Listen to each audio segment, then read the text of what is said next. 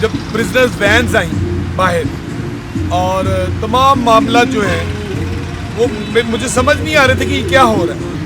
तो मैंने उसी दिन फैसला कर लिया था कि मैं आज के बाद ये नून लीग या पीडीएम की गवर्नमेंट या पीडीएम के लोगों के साथ नहीं चलेगी। कोई भी आदमी पाकिस्तान जो पाकिस्तान से मुखलिस है वो जिस भी पार्टी को सपोर्ट कर रहा है ना वो इसी गुमान पे कर रहा है। किसके क्या इंटरेस्ट है वो सारा मैंने देखिए। 90% लोग जो नून लीग में है, पीपल्स पार्टी में या और दूसरी पार्टियों में, वो कोई भी आदमी जो पाकिस्तान से मुखलिस है वो जिस भी पार्टी को सपोर्ट कर रहा है ना वो इसी गुमान पे कर रहा है। 10% लोगों के अलावा 10% मैं उन लोगों को गिनता हूँ जो अपने ज़ाती मकासद के लिए काम करते हैं या किसी पार्टी के साथ अटैच होते हैं। 90% लोग जो नून लीग में है, पीपल्स पार्टी में या और दूसरी पार्टियों में, वो उन पार्टी को इसलिए नहीं सपोर्ट कर रहे किसी ज़ाती मकसद के लिए। उनको लगता है कि वो इस मुल्क के लिए बेहतर है तो इसलिए वो उनको सपोर्ट कर रहे हैं। मेरे ज़हन में अब कोई शक या कोई गुमान रह नहीं गया। मैंने अपनी ज़िंदगी में सारी पार्टियों के मामला देखे, सारे पॉलिटिकल जितने भी लोग हैं, लीडरान हैं, इन सबको देखा और किसके क्या इंटरेस्ट है वो सारा मैंने देखे। जब रजीम चेंज हुआ ना तो मैं 9 अप्रैल को टीवी पे बैठा हुआ था, तकरीबन कोई 11:30 के करीब का टाइम था। जब मैंने टीवी पे देख रहा था जब प्रिजनर्स वैन्स आई बाहर और तमाम मामला जो है वो मुझे समझ नहीं आ रहे थे कि क्या हो रहा है। तो यकीन माने मैं टीवी छोड़ के ना बाहर चला क्योंकि मुझसे देखा नहीं जा रहा था। जब उसके बाद जो कुछ हुआ अगले दिन मीडिया पे आ गया, पता चल गया और मैं उस वक्त थोड़ा इस कश्मकश में था कि जिस जगह पे मैं खड़ा हूँ और जिस पार्टी के साथ मैं चल रहा हूँ क्या मैं ठीक जगह पे खड़ा हूँ। तो थोड़ा सा समझ लें कि कुछ दिन गुजरे तो मुझे चीज़ें वाज़ेह होनी शुरू हो गई। क्योंकि एक अरसा हम लोगों की कैंपेन का हिस्सा होता था कि जरदारी चोर है, जरदारी डाकू है। मौलाना फजलुर रहमान डीजल के नाम से उनको मुहातब किया गया और हमारे ही नून लीग के कुछ उदरा थे, मिनिस्टर्स थे, उन्होंने किया था। तो सारी ज़िंदगी यही सोचते थे कि यार ये लोग ना करप्ट लोग हैं, नून लीग वाले बेहतर लोग। लेकिन जिस दिन ये सारे के सारे एक ही स्टेज पे और एक ही कॉज के लिए इकट्ठे हुए ना तो चीज़ें वाज़ेह हो गई। वो जो शक वगैरह था दिन में या कुछ गुमान था वो ख़त्म हो गया। तो मैंने उसी दिन फैसला कर लिया था कि मैं आज के बाद ये नून लीग या पीडीएम की गवर्नमेंट या पीडीएम के लोगों के साथ नहीं चलेगी। इरादा किया था कि इमरान खान को सपोर्ट करूँगा और इमरान खान के लिए काम करूँगा। मैंने खान साहब के ऊपर समझ लें कि पिछले एक अरसे से रिसर्च कर रहा था।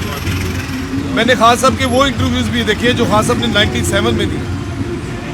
मैं मुख्तलिफ फेजेस में और बहुत सारी बातें आज भी जब मैंने पुराने इंटरव्यूज़ देखे तो मुझे पता चला यार खान साहब तो आज भी वही बात कर रहे हैं। मैंने 2007 में खान साहब का गालिबन जब अपॉइंटमेंट हुई ब्रेडफोर्ड यूनिवर्सिटी में एज वाइस चांसलर, वहाँ उन्होंने जाके जो स्पीच की मैंने वो भी सुनी और उस स्पीच को भी सुना। फिर खान साहब ने कौम मुत्तहिदा में जब स्पीच की उस दिन खान साहब की स्पीच सुन के मैं इतना इम्प्रेस हुआ कि यार कोई लीडर तो आया पाकिस्तान की हिस्ट्री में जिसने उन ताकतों के मुल्क में खड़े होके उन सबको वो अल्फाज नहीं थे जो खान साहब अदा कर रहे थे, वो जूतियाँ थी उनके सरों के ऊपर और खान साहब ने उन्हीं के मुल्क में खड़े होकर उनके सरों पे मारी।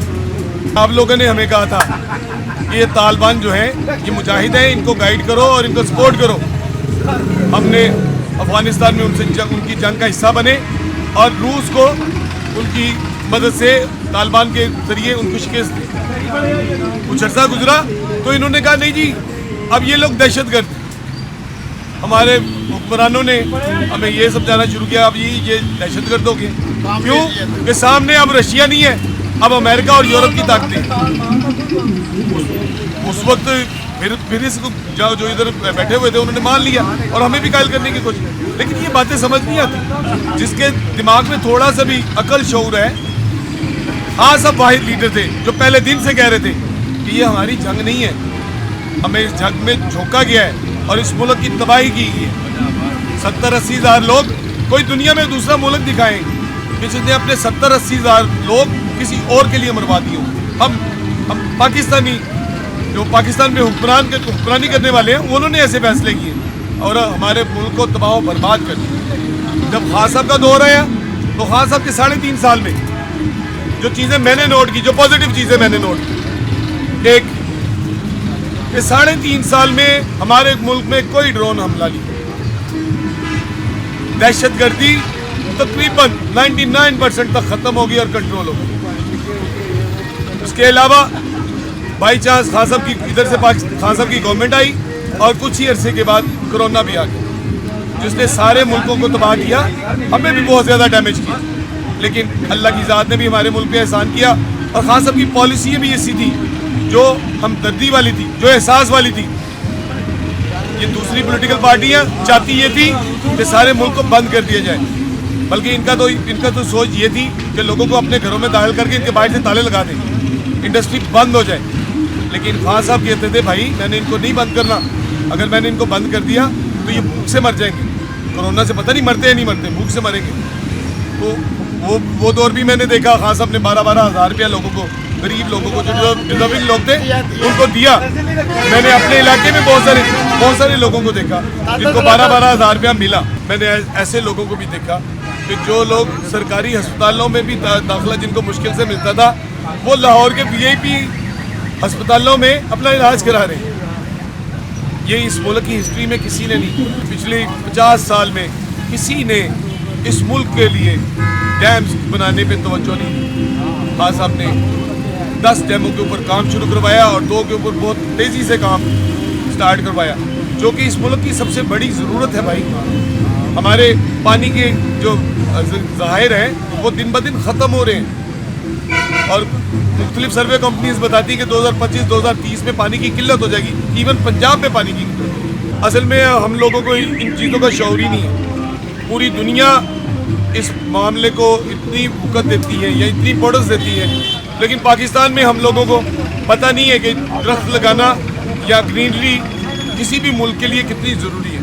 खान साहब ने उसके ऊपर तवज्जो दी। जबकि इसके बरक्स जो दूसरी पार्टियां, उन्होंने हमेशा वो प्रोजेक्ट्स लगाए कि जिन प्रोजेक्ट्स को लगाने के बाद वो पाकिस्तान के हक में लगे या पाकिस्तान के खिलाफ लगे, लेकिन पब्लिक को परसेप्शन ये दी कि ये प्रोजेक्ट हमने लगाया है तो पता नहीं बहुत बड़ा तीर मारा है। जैसे ऑरेंज लाइन ट्रेन। अब ऑरेंज लाइन ट्रेन क्या है? ऑरेंज लाइन ट्रेन का जब मंसूबा प्लान किया था ना, तो किसी अक्लमंद ने इनको बताया कि भाई ये मंसूबा फिजिबल नहीं है पाकिस्तान के लिए। उसकी वजह क्या है? उन्होंने कहा इसकी 240 रुपये भी अगर आप टिकट रखेंगे ना तो ये बड़ी मुश्किल से अपनी कॉस्ट को मीट करेगा, इनकम जनरेट नहीं करेगा। तो इतना पैसा लगा के भी एक प्रोजेक्ट से आपको इनकम नहीं होगी बल्कि लॉस होगा। अब 240 बताया उन्होंने, इनकम क्या कहते हैं उसकी कॉस्ट पूरी करने के लिए कितने की टिकट है?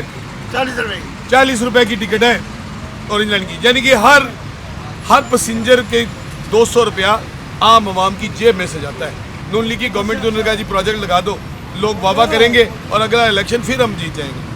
उस इलेक्शन को जीतने के लिए प्रोजेक्ट्स लगाए जाते हैं, इस मुल्क की बेहतरी के लिए प्रोजेक्ट्स नहीं लगाए इन्होंने। जबकि खान साहब ने डैम्स पे काम शुरू किया जिसकी तकमील में 5 साल 7 साल 10 साल लगते हैं।